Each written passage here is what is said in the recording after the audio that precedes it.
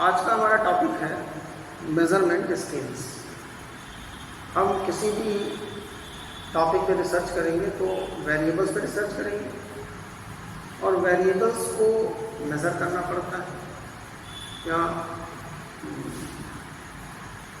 Quantity data को कैसे measure किया जाएगा इसकी चर्चा इस चैप्टर में करते हैं। तो हम क्वांटिटी डाटा को 4 प्रकार से मेज़र कर सकते हैं: nominal data, ordinal scale, interval scale and ratio scale. जो फर्स्ट 2 टाइप्स है नॉमिनल एंड ऑर्डिनल स्केल, इसको हम कहते हैं कैटेगोरिकल स्केल और इंटरवल और रेशियो को रखते हैं कॉन्टिन्यूअस स्केल। इंटरवल और रेशियो को मीट्रिक स्केल भी कहते हैं और नॉमिनल और ऑर्डिनल को नॉन मीट्रिक स्केल भी कहते हैं। एक ही वेरिएबल को हम कैसे भी मेजर कर सकते हैं। फॉर एग्जांपल, हम इनकम को अगर मेज़र करें, इनकम को मेज़र करें तो अगर हम ये क्वेश्चन पूछते हैं what is your income, suppose करिए ये क्वेश्चन पूछें तो आंसर हमारा जो आएगा वो रेशियो स्केल में होगा। लेकिन जनरली लोग इनकम सही नहीं बताते हैं, तो हम उसको इस तरीके से पूछ सकते हैं कि in which category you fall। For example 0 to 1 lakh, 1 lakh to 10 lakh, 10 lakh, 10 lakh to 50 lakh, 50 lakh to 1 crore etcetera.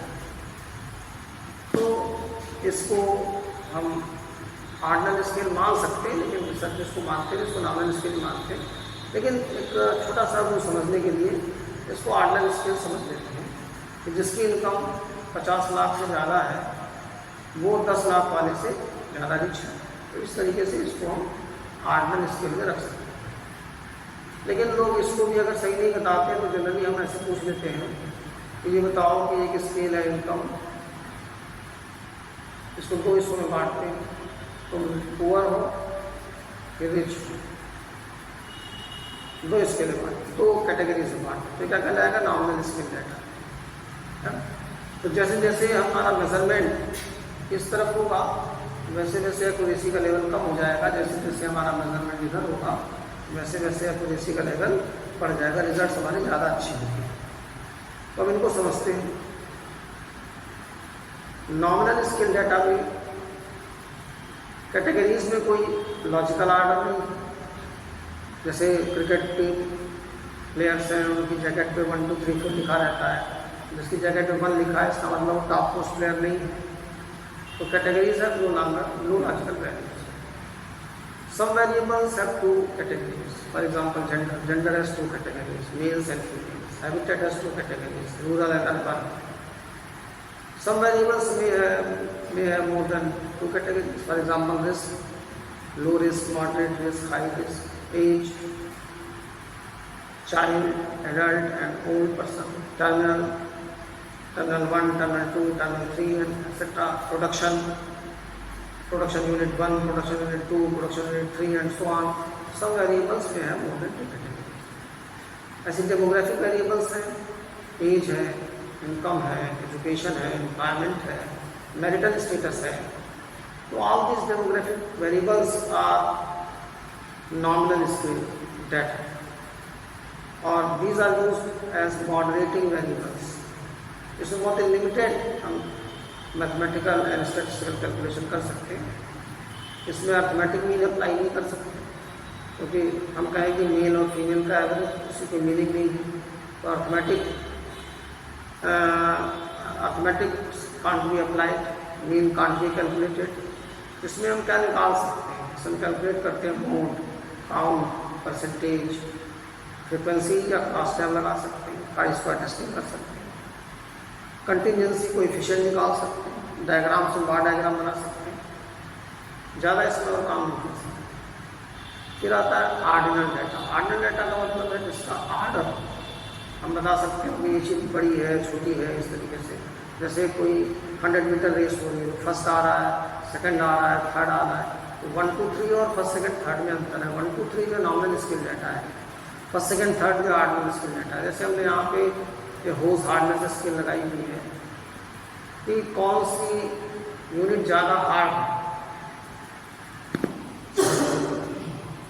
Diamond सबसे अधिक हार्ड है, सफ़ायर उससे कम हार्ड है, टोपाज उससे कम हार्ड है, एंड सो ऑन।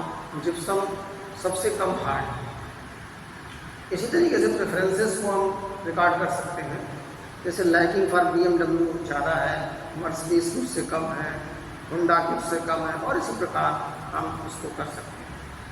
तो ऑर्डिनल स्केल डाटा इस तरीके से हम रिकॉर्ड करते हैं। इसमें जो स्टैटिस्टिक्स यूज़ कर सकते हैं वो है median, quartiles, dispersion which is based on quantiles not on mean, and rank correlation निकाल सकते हैं। कैलकुलेशन कोएफिशिएंट ऑफ कोरिलेशन नहीं निकाल सकते। इसमें नॉन पैरामीट्रिक टेस्ट लगाते हैं, U test, H test can be applied. इसमें एडवांस टेस्ट नहीं लगा सकते, रिग्रेशन नहीं लगा सकते। इकोनॉमिक्स में जो कार्डिनल यूटिलिटी अप्रोच है वो इसी पर आधारित है, ऑर्डिनल डाटा पर बेस्ड है। फिर क्या है, कॉन्टिन्यूस में दो प्रकार की स्केल है, इंटरवल एंड रेशियो स्केल। तो इंटरवल स्केल को समझेंगे। जनरली कांस्टेंट जब मेजर करते हैं तो इंटरवल स्केल ही यूज़ करते हैं। लिकर्ट स्केल को इसमें इस्तेमाल करते हैं, और सॉफ्टवेयर पे जब वैल्यू कंप्यूट करते हैं तो वह इंटरवल स्केल ही बन जाता है। इंटरवल स्केल में हम रखते हैं ऐसे वेरिएबल्स को जिनके जीरो का कोई मीनिंग नहीं है। Zero is not true zero. When zero is true zero then it is called ratio analysis, when zero is not true zero then it is called interval analysis. For example temperature, अगर हम कहेंगे किसी city में temperature zero है तो इसका मतलब ये नहीं है कि वहाँ कोई टेम्परेचर नहीं है ना। This is zero is not true zero. तो टेम्परेचर का जो डाटा होगा वो इंटरवल स्केल डाटा माना जाएगा। इसको कंस्ट्रक्ट को मेजरमेंट भी इस्तेमाल करते हैं, और जो सबसे अधिक इस्तेमाल होने वाली टेक्निक है वो है लाइकर्ट स्केल। इन बिहेवियरल साइंसेज इंटरवल स्केल को ज़्यादा से ज़्यादा इस्तेमाल करते हैं, और एंकर पॉइंट्स जितने ज़्यादा हो उतने अच्छा हो। अगर 3 एंकर पॉइंट्स रख रहे हैं तो एनालिसिस अच्छी नहीं होगी। 5 एंकर पॉइंट्स में इंडिया में ज़्यादातर काम होता है, लेकिन हमारे एंकर पॉइंट 7, 9, 11 होंगे तो और अच्छा रिजल्ट आएगा, क्योंकि वेरिएशन ज़्यादा से ज़्यादा होगा।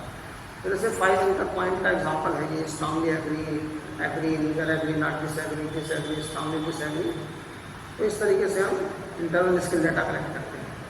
इसमें हम कौन कौन से स्टैटिस्टिक्स यूज़ कर सकते हैं, तो सब स्टैटिस्टिक्स लगा सकते हैं जो रेशियो एनालिसिस में लगाते हैं। जनरली जो स्कॉलर्स हैं उनके बीच में कुछ विवाद भी है। कुछ इस तरीके की स्केल को ऑर्डिनल स्केल मानते हैं, लेकिन मॉडर्न जो स्टैटिशियन है वो इसको इंटरवल स्केल मानते हैं, क्योंकि पूरा same systematic equation modelling same इसी पर बेस्ड है। और अगर इसको हम ऑर्डिनल मानेंगे तो हमारी सेम एनालिसिस किसी काम के नहीं रह जाएगी। तो ज़्यादातर आज के समय में इसको हम इंटरवल स्केल में ट्रीट करते हैं, लिकर्ट स्केल को, क्योंकि इसी पर हम सिस्टमैटिक इक्वेशन मॉडलिंग करते हैं। इसमें हम mean, standard deviation, Pearson's r, t test, F test, regression, factor analysis सब कुछ लगा सकते हैं। Ratio scale data, ratio scale में जब हम मेज़र करते हैं तो जीरो की वैल्यू ट्रू होती है। जैसे हम कहें कि किसी व्यक्ति के पास रुपया नहीं है तो इसका मतलब उसके पास 0 रुपया है, यानी रेशियो भी इसका मीनिंगफुल होगा। जैसे हम कहें कि there are 2 persons A and B, there are 2 persons A and B, A की इनकम 10,000 रुपये, B की इनकम 50,000, तो इनका रेशियो हुआ 1:5। हम ये कहेंगे कि B की इनकम A की इनकम की 5 गुनी ज़्यादा है। लेकिन अगर A और B सिटी में टेम्परेचर मान लें 10 डिग्री सेंटीग्रेड और यहाँ पर 50 डिग्री सेंटीग्रेड हो, तो हम नहीं कह सकते कि B शहर में A शहर से 5 गुना टेम्परेचर है, क्योंकि टेम्परेचर जो है वो इंटरवल स्केल डाटा है, उसमें 0 इज़ नॉट ट्रू 0। तो रेशियो डाटा में हम जैसे हाइट सेंटीमीटर में मेज़र कर रहे हैं, वेट किलोग्राम से मेज़र कर रहे हैं, तो ये क्या है, रेशियो स्केल डेटा है. In physical sciences ratio scale is generally used. In commerce, management, finance generally we use ratio scale measurement. क्या है, कंपेरिजन समझेंगे. Nominal, ordinal, interval, ratio scale में हम कौन सा सेंट्रल टेंडेंसी यूज कर सकते हैं. तो नॉमिनल हम मोड जो है सभी में इस्तेमाल कर सकते हैं. मीडियन नॉमिनल स्केल में इस्तेमाल नहीं कर सकते. मीन, नॉमिनल और ऑर्डिनल में इस्तेमाल नहीं कर सकते. मैथमेटिकल ऑपरेटर की अगर बात करें तो हम नॉमिनल स्केल में ये नहीं कह सकते कि A is greater than B. Nominal और ऑर्डिनल में ये नहीं कह सकते A minus B is equal to B minus C. Difference नहीं निकाल सकते. और नॉमिनल, ऑर्डिनल और इंटरवल में हम ए बाई बी नहीं कह सकते, यानी रेशियो नहीं निकाल सकते. रेशियो केवल रेशियो स्केल डाटा में ही निकाल सकते. आज के सेशन में इतना ही. बाकी नेक्स्ट. Thank you.